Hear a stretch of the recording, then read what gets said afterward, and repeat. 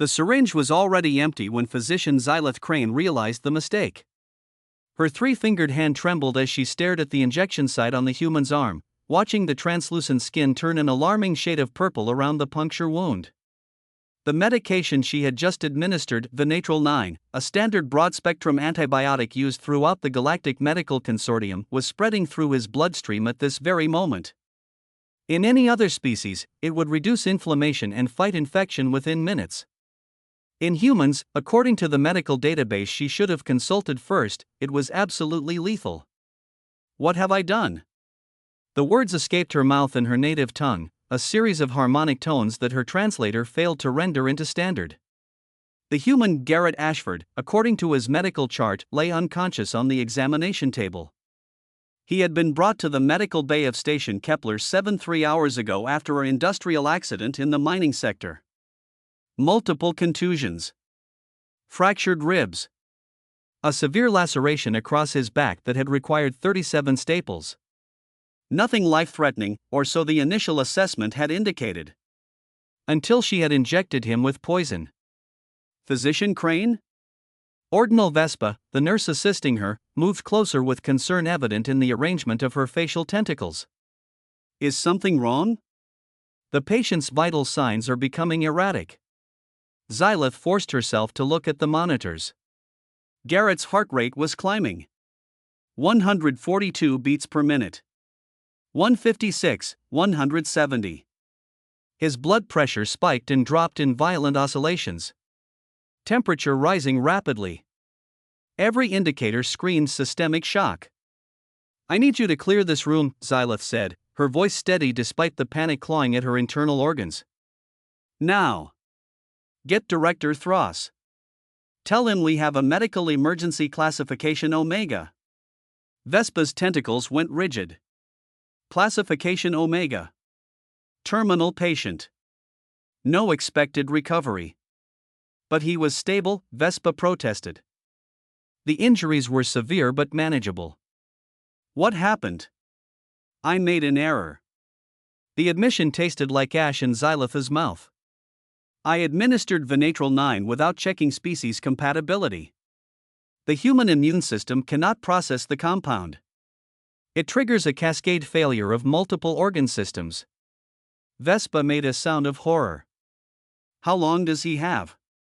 Xylith pulled up the medical database, her hands moving across the holographic interface with desperate speed.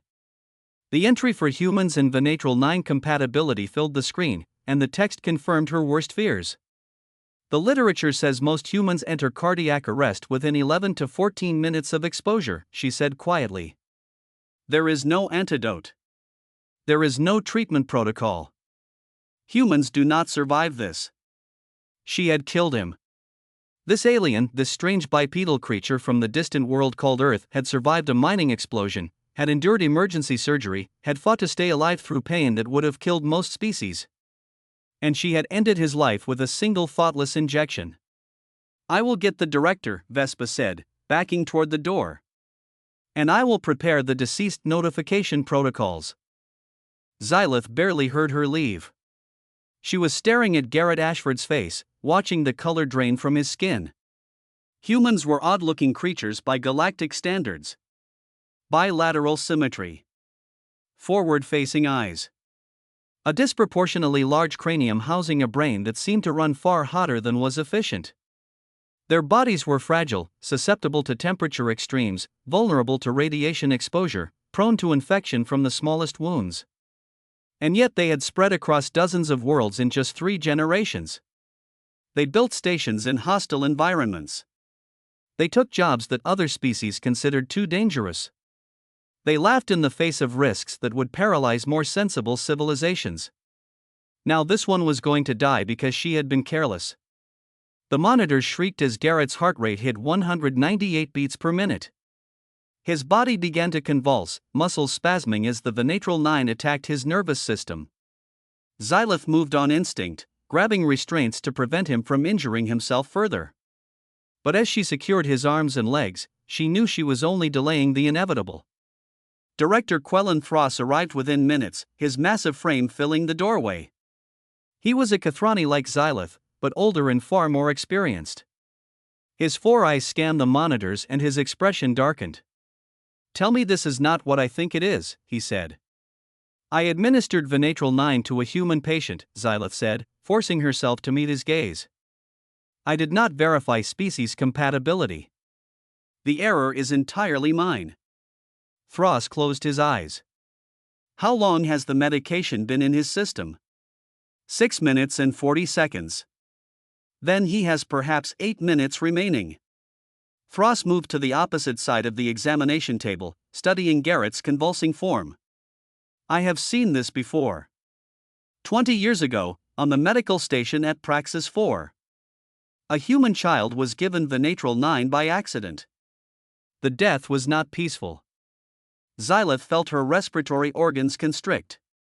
"What do we do?" "We document everything," Thras said grimly.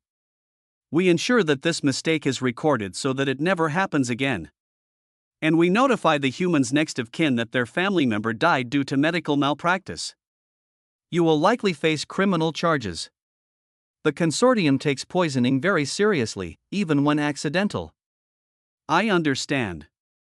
The words felt hollow. Criminal charges meant nothing compared to the life she had taken. Garrett's convulsions worsened. Blood began to seep from his nose as capillaries ruptured under the strain. His skin had turned a mottled gray-purple, visible veins standing out in stark relief against the dying tissue. Then something changed. The convulsions stopped. Not gradually, but all at once, as if someone had thrown a switch. Garrett went completely still, his body rigid on the table. The monitors showed his heart rate beginning to slow. 185, 172. 161. "He is entering the terminal phase," Thras said quietly. "The paralysis means the nervous system is shutting down. The cardiac arrest will follow within seconds." But the heart rate kept dropping. 150, 140. 128, and then it stabilized at 116 beats per minute. The blood pressure, which had been spiking erratically, began to level out. Temperature, which had climbed to dangerous levels, started to decrease. Xylith stared at the monitors in disbelief. "This is not possible." "Check the equipment," Thras ordered. "The readings must be corrupted." She ran a full diagnostic on every sensor. All systems returned green. The readings were accurate. Somehow, impossibly, Garrett Ashford's body was stabilizing. "Director, look at his arm." The injection site, which had turned purple and begun to necrotize, was changing. The discoloration was fading, healthy pink returning to the tissue. The small puncture wound was closing before their eyes, skin knitting together with speed that should have been biologically impossible. "Run a full biochemical analysis," Thras commanded, his voice sharp with scientific curiosity overriding his earlier resignation. "I want to know what is happening in his bloodstream right now." Technician Ryvan Mosk, who had arrived with the director, moved quickly to draw blood samples. The analysis took less than a minute, and when the results appeared on the display, they made no sense. "The Venatral 9 is being metabolized," Ryvan said, his vocal membranes quivering with confusion. "But not through any known biochemical pathway. His liver is producing enzymes I have never seen before. They are breaking down the medication into inert compounds." "Show me the enzyme structure," Xylith demanded. The holographic display rendered a complex protein molecule, its shape utterly alien. No species in the Galactic Medical Consortium produced anything like it. The enzyme was aggressively targeting the Venatral 9, dismantling its molecular structure with brutal efficiency. "How is this possible?" Xylith whispered. "The database says humans cannot process Venatral 9. It is supposed to be universally toxic to their biology." "Apparently the database is incomplete," Thras said, studying the readouts with intense focus. "Or perhaps human biology is more adaptive than we understood." Over the next 30 minutes, they watched in stunned silence as Garrett's body performed what could only be described as a miracle. The Venatral 9 concentration in his bloodstream dropped steadily as the mysterious enzymes broke it down. His vital signs normalized. The damage to his tissues began to repair itself at an accelerated rate. Even the bleeding from his ruptured capillaries stopped, the vessels somehow sealing themselves. When Garrett finally opened his eyes, Xylith nearly collapsed with relief. "What happened?" he croaked, his voice rough and dry. "Feel like I got hit by a cargo hauler." "You were poisoned," Xylith said, the words tumbling out. "I made a terrible mistake. I gave you a medication that should have killed you. I am so sorry. I cannot express how sorry I am." Garrett tried to sit up, winced, and settled back against the table. "Poisoned? With what?" "The Natral 9, Thras said, moving into Garrett's field of vision. "It is a common antibiotic used throughout the galaxy. But it is supposed to be fatal to humans. Your survival is unprecedented." Garrett processed this information, then laughed weakly. "Of course it is. Typical human luck. We either die from a paper cut or survive a nuclear explosion. No middle ground." "Your body produced enzymes to neutralize the toxin," Xylith explained, pulling up the biochemical analysis to show him. "We have no record of any species doing this. Your immune system essentially invented a new protein on the fly to save your life." "That is insane," Garrett said, squinting at the holographic display. "But I guess it tracks. My grandmother used to say that Ashfords are too stubborn to die. Guess she was right." Thras was already accessing the medical database, entering new data. "This changes everything we know about human biology. You do realize that, do not you? Your species has been part of the galactic community for 70 years. In all that time, we believed we understood your physiology. But this suggests that human adaptability goes far beyond what we documented." "We are from Earth," Garrett said with a shrug that clearly caused him pain. "Death world supreme. If you cannot adapt, you do not live long enough to reproduce. Evolution is a harsh teacher." Xylith felt her legs weaken and she grabbed the edge of the examination table for support. "You were dying. I watched the monitors. Your heart was failing. Your organs were shutting down. You should be dead." "But I am not," Garrett said, meeting her eyes. His expression was gentle, despite the pain he was clearly feeling. "Look, doctor, everyone makes mistakes. You screwed up. I get it. But I am still here. So how about we call it even and move on?" "Call it even?" Xylith could not believe what she was hearing. "I nearly killed you through negligence. I deserve to face consequences. I deserve to lose my medical license. I deserve." "You deserve a second chance," Garrett interrupted. "Same as anyone else. You think I have never made a mistake? 3 months ago, I miscalibrated a plasma cutter and nearly vaporized an entire mining crew. People screw up. It is part of being alive. What matters is what you do after the mistake." Director Thras made a thoughtful sound. "The human has a point.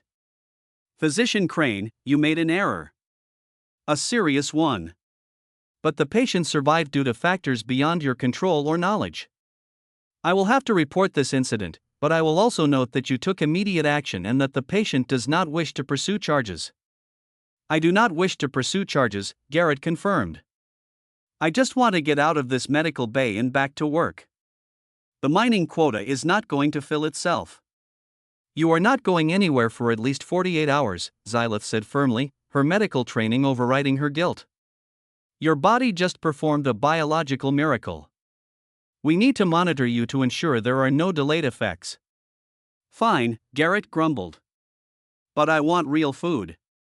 Not that nutrient paste you people consider a meal." Over the following days, Xylith supervised Garrett's recovery personally. She ran every test she could think of, documented every aspect of his remarkable survival. What she discovered changed her understanding of human biology forever. Garrett's immune system had not just produced one new enzyme. It had created an entire cascade of adaptive responses. His body had somehow recognized the Natral 9 as a threat and had mounted a defense that would have been impossible for any other known species. The speed of the adaptation was staggering. Most evolutionary changes took generations. Garrett's body had done it in minutes. "We are going to need to completely revise the human medical protocols," she told Director Throst during one of their consultation sessions. "If their biology can adapt this quickly to toxins, then we have been drastically underestimating their resilience." "Agreed," Throst said. "I have already contacted the Galactic Medical Consortium. They are sending a team of xenobiologists to study Mr. Ashford. This discovery could revolutionize how we understand adaptive biology." When Xylith shared this news with Garrett, he laughed. "Great. So I am going to be a lab rat now?"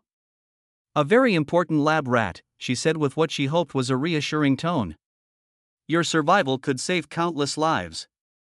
If we can understand how your body adapted to the Venatral 9, we might be able to develop new treatments for toxin exposure across multiple species." Garrett considered this. "Will it hurt?" "No. We will just need blood samples and tissue scans. Nothing invasive." "Then I am in. If almost dying can actually help people, then I guess it was worth it." On the third day, as Xylith was conducting her final examination before Garrett's release, he asked the question she had been dreading. "Why did you give me the Venatral 9 without checking? You seem too careful to make that kind of mistake." Xylith felt her shame return in full force. She had been avoiding this conversation, but she owed him the truth. "I was arrogant. I have been practicing medicine for 15 years. I have treated hundreds of patients from dozens of species. I thought I knew what I was doing. When you came in with your injuries, I saw a straightforward case. Trauma patient. Multiple wounds. Possible infection risk. I reached for the Venatral 9 because it is what I always use. I did not stop to think. I did not check. I assumed I knew better." "So you are not perfect," Garrett said. "Welcome to the club. We have billions of members. How can you be so calm about this?" Xylith demanded. "I nearly killed you because I was too proud to follow basic safety protocols. You should hate me." Garrett was quiet for a moment. Then he said, "My father died in a mining accident when I was 12. Methane explosion. Safety sensors failed. 27 people died in that mine. You know what I learned from that? Life is short and death is random. I could have died in that explosion you just treated me for. I could die tomorrow when an asteroid hits the station. Or I could live to be 100 and die peacefully in my sleep. The point is, I do not have time to waste on hate. You made a mistake. You owned up to it. You did everything you could to save me. That is all anyone can ask." "You are a strange species," Xylith said softly. "We get that a lot," Garrett replied with a grin. When the xenobiologists arrived, they spent 2 weeks studying Garrett. They confirmed everything Xylith had discovered and added several new findings. Humans, it turned out, had an immune system that was uniquely aggressive and adaptive. Their bodies treated almost everything as a potential threat and developed countermeasures at a rate that bordered on impossible. "It is because Earth is such a hostile environment," one of the researchers explained to Xylith. "Humans evolved alongside millions of deadly pathogens. Their bodies learned to adapt or die. That evolutionary pressure created an immune system unlike anything else in the galaxy." The research was published in every major medical journal. Garrett Ashford became famous, in his own reluctant way, as the human who survived Venatral 9 poisoning. Medical schools across the consortium began using his case as an example of the importance of species-specific protocols. And Xylith never made the same mistake again. 6 months after the incident, Garrett returned to Station Kepler 7 for a routine medical checkup. Xylith was waiting for him in the examination room. "I could have gone to any doctor on this station," Garrett said as he settled onto the examination table. "But I figured I owe you the business."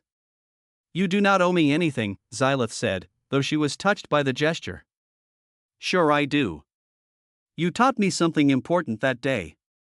You taught me that even the experts can screw up. And you know what? That is actually comforting. Means I am in good company. Xylith ran through the standard tests. Everything came back normal. Garrett's body showed no lasting effects from the Venatral 9 exposure. If anything, his immune system seemed stronger than before. You are in excellent health, she reported. Whatever your body did to survive the poisoning, it seems to have left you better than before. That is the human way, Garrett said cheerfully. What does not kill us makes us weirder. As he was leaving, he paused at the door. Hey, doctor? Thanks for not giving up on me that day. A lot of people would have just written me off as dead and moved on. But you kept trying. That matters. After he left, Xylith stood alone in the examination room, reflecting on everything that had happened. She had made a terrible mistake. She had nearly killed a patient. But because of that mistake, she had learned something crucial about both human biology and her own limitations. The medical database now included detailed protocols for human treatment, all of them born from Garrett's survival. Future doctors would not make the same error she had. Future human patients would be safer because of what she had learned. Was that enough to justify what had happened? She did not know. But it was something. And in medicine, sometimes something was all you could hope for. She thought about Garrett's words. What does not kill us makes us weirder. It was an odd philosophy. But then again, humans were an odd species. They came from a death world. They survived impossible odds. They forgave terrible mistakes. They turned near-death experiences into opportunities for scientific advancement. And they absolutely, stubbornly, refused to die when they were supposed to. Xylith pulled up her medical notes and began documenting her latest observations. There was still so much to learn about humans. Their resilience. Their adaptability. Their strange capacity for both forgiveness and stubbornness. She had spent 15 years studying alien biology. She had another 50 years ahead of her, if she was lucky. She decided to dedicate them to understanding the strangest aliens of all. The ones who should not survive, but somehow always did. The ones who turned poison into a research opportunity. The ones who, when faced with death, simply invented a way around it. Humans. If you enjoyed this story, please like the video and subscribe for more. Thank you.